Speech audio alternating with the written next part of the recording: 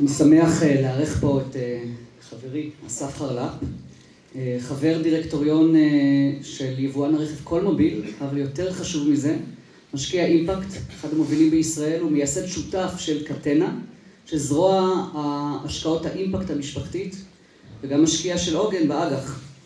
היי אסף. היי סגי. אתה משקיע חברתי ותיק יחסית לגילך, איך החיבור שלך לעולמות החברתיים התחיל? אני התחלתי מלמטה, התחלתי כיזם חברתי.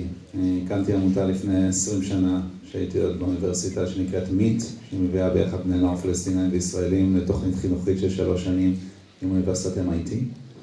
ושהקמתי את מיט, ובשנים שאחרי זה, זה ארגון שעדיין קיים, ואני עדיין יושב בדירקטוריון שלו, אני מאוד גאה בו, אבל שבמהלך השנים לא הבנתי למה זה כל כך קשה.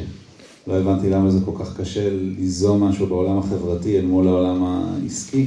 יש לך מודל שעובד וצוות מוכשר ומשקיעים רציניים, וזיהיתי, וזה התחיל לסקרן אותי, הסיפור הזה של למה זה כל כך קשה בעולם החברתי להצמיח משהו שעובד.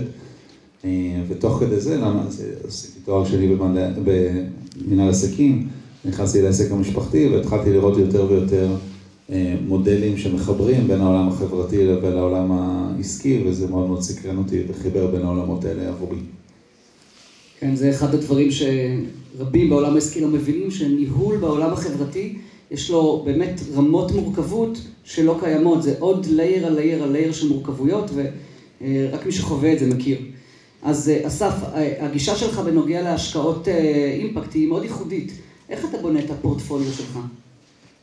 תראה, במקרה שלנו, של אשתי ואני החלטנו לפני כמה שנים להקים את קטנה, ולשלב בין השקעות לפילנתרופיה. ב-100% מהמשאבים שלנו ממוקדים באימפקט חיובי.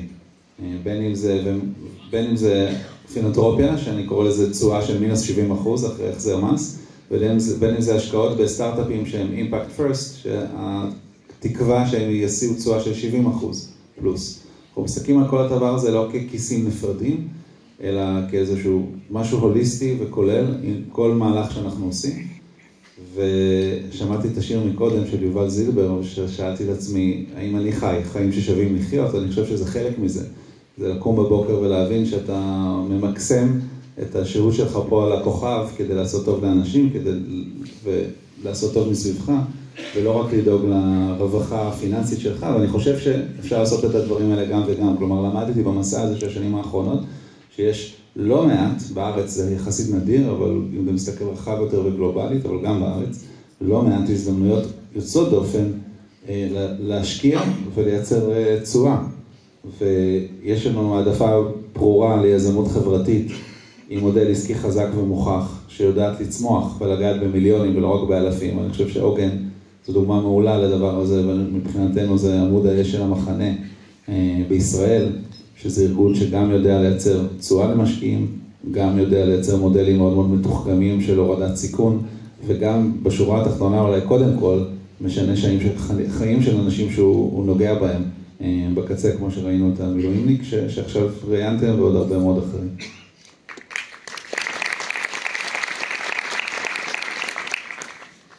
אסף, האם הפילנתרופיה יכולה לפתור כשלי שוק של כל כך מושרשים בתוך הכלכלה, כמו נגישות לאשראי, כמו נגישות לידע, כמו נגישות לחינוך, דברים אחרים, ואם כן, איך אפשר לעשות את זה? אני לא חושב שכשלי שוק זה משהו שמושרש בכלכלה. אני חושב שבגדול, בעולם אוטופי, כשל שוק צריך להיות, ומערכות צריכים להיות, ממשלות צריכות לפתור אותן. וכאשר יש כשל, ויש הרבה כאלה לצערנו, המערכות האלה מאכזבות אנשים.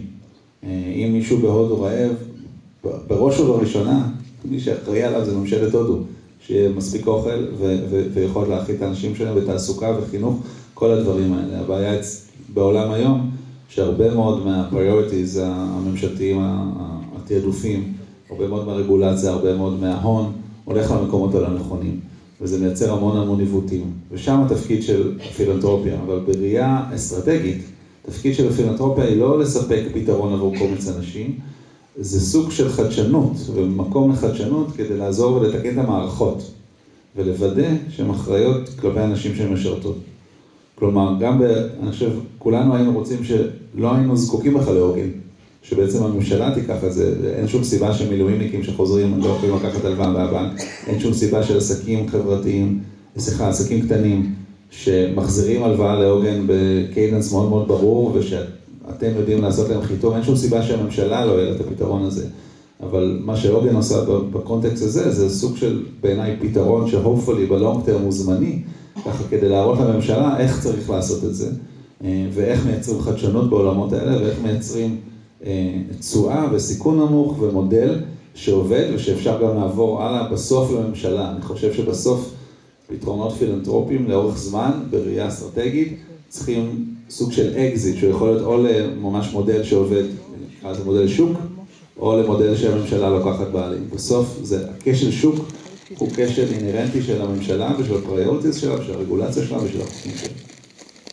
כן, אומנם יש מדינות שבהן הממשלה מסייעת ביצירת כלים, אבל בסוף בנק הוא גוף פיננסי, ובניגוד למנכ"ל של בנק שנמדד בכמה דיבידנדים הוא מחלק לבעלי המניות, אני כמנכ"ל גוף פיננסי לא נמדד בזה, אני נמדד אומנם בדברים די דומים של צמיחה ושל יציבות, אבל אני לא נמדד בחלוקת דיבידנד. וזה נותן לי מוטיבציות אחרות כמנכ"ל עוגן, בניגוד למנכ"ל של גוף פיננסי, לתת הלוואות מנכ"ל בנק לא יכול לתת. ואני שואלת עכשיו איך בכלל המדינה בעוצמות כאלה יכולה לפתור מצב שבנק בצדק לא ייקח סיכונים על משפחה שהיא בקושי עובדת, שאין לה הכנסות יציבות, מאוד מורכב, אבל אני שמעתי פה בכנס חדשות מאוד טובות, אני כולכם שמעתם, ישב פה החשב הכללי יאלי רוטנברג, והכריז על הקמת קרן אימפקט.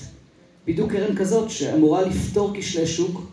יש איזו התחלה של עבודה, יושבת פה ונסה, מנכ"לית ה-IFIE, שהובילה את זה, גם היינו שותפים באיזו מידה קטנה. יש פה חדשות שאולי באמת ייווצר פה גם כלי ממשלתי שיעזור בפתרון כשלי השוק האלה, לפי החזון שמדבר עליו, אז בואו נאחל. אבל גם הסביבה, אני רוצה להגיד עוד משהו, גם הסביבה הרגולטורית שבה פועלים הבנקים וכל העסקים, הם בסוף נשלטים ומוחלטים על ידי הממשלה, ולממשלה יש גם כוח לשנות אותה ולשנות פריוריטיז, אתה יודע, כל התפיסה הזאת שצריכים לצמוח ללא קץ, וזה איכשהו יעשה טוב לכולם. אני חושב שכבר לא ממש פופולרית בקרב, אפילו כלכלנים. אני חושב שהתפיסה, אם מדברים על מדיניות ממשלתית, צריכה להיות הרבה יותר רחבה, ולשאול לא רק איך אנחנו צומחים, אלא איך אנשים מקבלים בריאות מינימלית, חינוך מינימלי, תעסוקה מינימלית, ודברים שאנחנו רוצים כמדינה וכאנושות וכעם להעניק, אני חושב, אחד לשני. ובראש ובראשונה, השאלות האלה נשאלות מלמעלה. כי בסוף הסיבה סתם אני אומר, יש רגולציה כזו או אחרת של בנק ישראל, או מה שאמרת עכשיו, המנכ"לים של הבנקים מתוגמלים רק על דיבידנדים וצמיחה. זו החלטה שאפשר לשנות אותה, ואם אנחנו מסתכלים 20 שנה קדימה, אז זה בהחלט משהו שאפשר לדמיין, שקורה. אני גם חייב להגיד, אני שם את יהבי לא רק על הממשלה, אלא גם חינוך שוק, ובמיוחד על הגופים המוסדיים.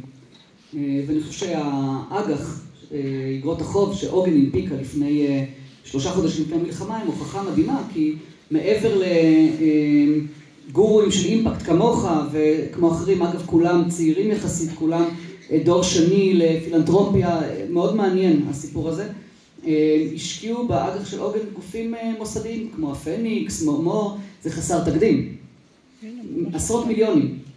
ואני חושב שזו התחלה, זה ניצן, למשהו שיכול להיות תופעה מאוד גדולה, שתנגיש לא מאות מיליונים, אלא מיליארדים לצרכים חברתיים, בכספים של כולנו, בלי לסכן את הכספים של הפנסיות של כולנו, של קרנות השתלמות של כולנו, ניתן להנגיש אותם במודלים שונים, כמו שאנחנו עשינו, לצרכים חברתיים, באופן שזה יניע את הכלכלה מלמטה, בלי שאנחנו, בצד השני, כחוסכים לפנסיה, נצטרך לשלם על זה מחיר. אני רוצה לדייק אותך, קראת לי גורו של אימפקט, אני חושב שאני בסך הכל early adapter. אני חושב שיש לפנינו גל ענק שמגיע, אנחנו בסך הכל הראשונים שמזהים את זה, וזה לא איזשהו זיהוי של כזה בוא נחבק עצים ויהיה טוב ונעשה תשואה, אלא זה באמת זיהוי, ואולי האומץ הראשון להתחיל ולנסות את זה, אבל היום שאנחנו 3-4 שנים בתוך האירוע, אנחנו רואים שאפשר לעשות כסף ולעשות טוב, שאפשר לתת הלוואה לאג"ח של העוגן ולקבל החזר וריטרן של 4-5% כל שנה,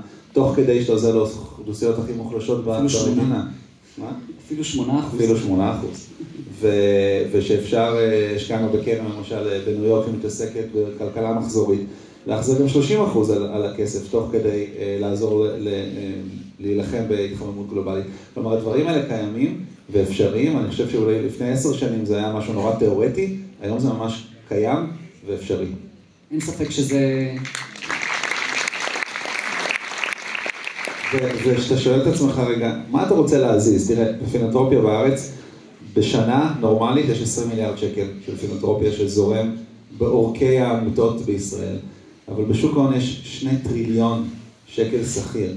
אז אני שואל אתכם עכשיו, איפה אתם רוצים להשקיע את האנרגיה שלכם? מה אתם רוצים להזיז שיעשה טוב? בדיוק.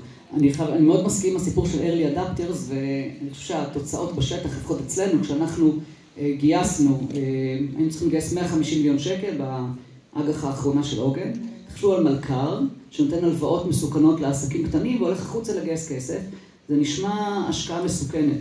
ובאמת השקיעו בנו, מעבר למשקיעים המוסדיים שאמרתי, השקיעו בנו משקיעים פרטיים, וכל המשקיעים הפרטיים, אני חושב שאחד המאפיינים הכי גדולים שלהם, זה שהם early adapters. ממש דור שני לפילנתרופיה, היה שם את אסף, היה שם את יואל חשין, היה שם את ג'ייסון אריסון, הבן של שרי, היה שם את דניאל רקנטי, אבא שלו ליאון רקנטי. באמת אנשים שהם אנשים שידועים כ-early adapters של דברים, לוקחים ראשון, מנסים ליישם.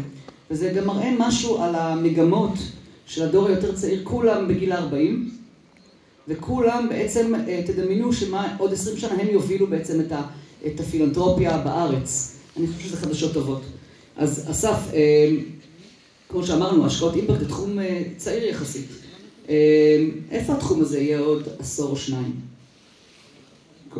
אמרתי פה קודם, אין לי ספק שאנחנו בתחילתו של גל. תראה, אם אני מציע לך 2 השקעות, שניהם על תשואה של 10%. אחד, אתה יודע בוודאות שזה עושה טוב לאנשים ומשפר את חייהם. והשני, אתה פשוט לא יודע. בוא נגיד, לא אפילו עושה רע, פשוט אתה לא יודע. ברור לשנינו במה אתה תבחר. אני חושב שאנחנו עוברים לעולם, ואני לא יודע אם 10 שנים, אבל 20 שנה מהיום בוודאות, לא יהיו השקעות שלא יהיה להן דירוג אימפקט. לא יהיו השקעות, כמו שיש היום דירוג סיכון, ויש סוכנויות דירוג שנותנים את רמת הסיכון של חברה מסוימת או של ארגון מסוים, אני יודע כמה סיכון אני רוצה לקחת, ואל מול זה בדרך כלל יש איזושהי קורלציה של תשואה. אותו דבר יהיה באימפקט. אם אתה תרצה להשקיע בחברת רכב, אז אתה תראה את כל החברות רכב הציבוריות, את GM, טויוטה וכו', ואתה תדע, וכבר היום יש עבודה שעושים בנושא, כמה אימפקט החברה הזאת עושה מול החברה הזאת, ואתה תוכל לקבל החלטות של השקעה.